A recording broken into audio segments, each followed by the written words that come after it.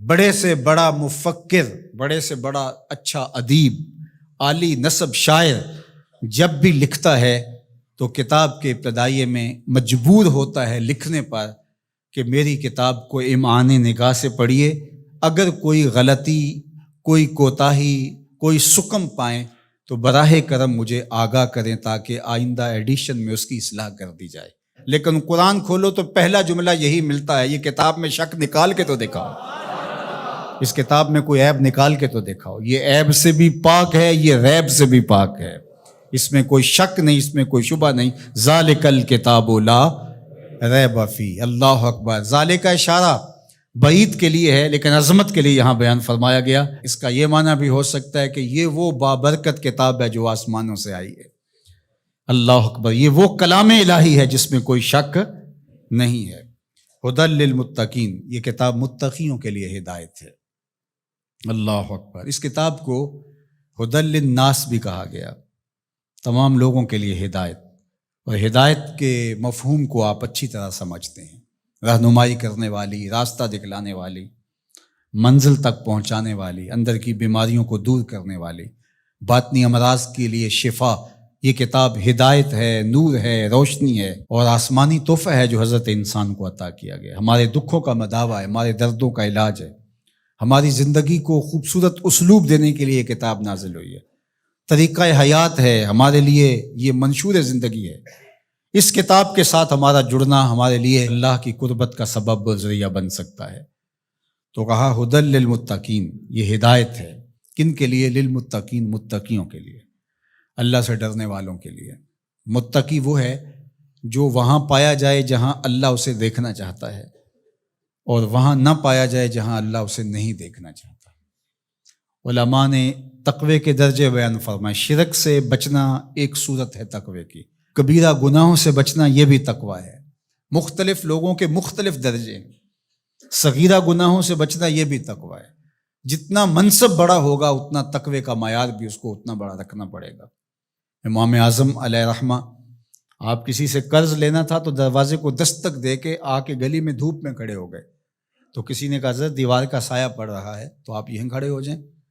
کہا مکروہ سے نفع حاصل کرنا یہی سود ہوتا ہے، تو میں اس ڈر سے سائے میں نہیں کھڑا ہو رہا کہ یہ کہیں مبادہ سود نہ بن جائے۔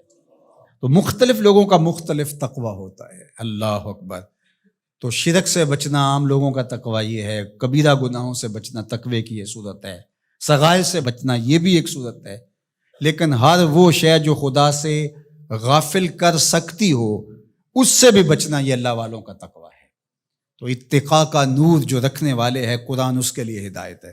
یہاں ایک سوال کھڑا ہوا، وہ یہ کہ قرآن نے ایک دوسرے مقام پہ فرمایا ھدی للناس، یہ قرآن ہدایت ہے لوگوں کے لیے، اور یہاں فرمایا متقیوں کے لیے ہدایت ہے۔ تو جو قرآن متقیوں کے لیے ہدایت ہے تو پھر لوگوں کے لیے جو ہدایت کہا گیا اس میں کیا فرق ہوا؟ تو بات یہ ہے کہ قرآن کی طبع کے اندر تو ہدایت ہی رکھی گئی ہے، قرآن تو نور ہی بانٹتا ہے، لیکن یہاں اس سے اکتساب فیض کون کرتے ہیں؟ وہ متقی ہیں۔ قرآن ہے ہدایت، سراپا ہدایت، لیکن جو کفار ہیں، مشرکین ہیں، وہ اس ہدایت کے سرچشمے سے کچھ حاصل نہیں کر پاتے، اس سرچشمے کے پاس بیٹھ کر کے بھی اندھیرے میں رہتے ہیں، لیکن جو متقی ہیں وہ قرآن سے نور حاصل کر کے اپنی زندگی میں چراغاں کر لیتے ہیں۔ یعنی اکتساب ہدایت متقی کرتے ہیں، لیکن قرآن مجید جو ہے وہ سراپا ہدایت ہے، وہ سب کے لیے۔ اگر کافر بھی ہدایت لینا چاہے تو قرآن اس کو بھی دے گا، لیکن اگر وہ نہیں لینا چاہتا بلکہ اس کی ضد بڑھتی ہے، اس کے اندر جو ہے وہ حسد بڑھ جاتا ہے، اس کی دشمنی بڑھ جاتی ہے۔ قرآن مجید میں اللہ تعالیٰ نے دوسرے مقام پر ارشاد فرمایا وَنُنَزِّلُ مِنَ الْقُرْآنِ مَا هُوَ شِفَاءٌ وَرَحْمَةٌ لِّلْمُؤْمِنِينَ وَلَا يَزِيدُ الظَّالِمِينَ إِلَّا خَسَارًا۔ یہ شفا ہے، رحمت ہے مومنین کے لیے، لیکن جو ظالم ہے ان کا نقصان زیادہ ہوتا ہے، وہ خسارہ زیادہ حاصل کرتے ہیں۔ يُضِلُّ بِهِ كَثِيرًا وَيَهْدِي بِهِ كَثِيرًا۔ اسی قرآن سے کچھ ہدایت لیتے ہیں اور اسی قرآن سے کچھ گمراہ ہو جاتے ہیں۔ تو قرآن کا قصور تھوڑا ہے۔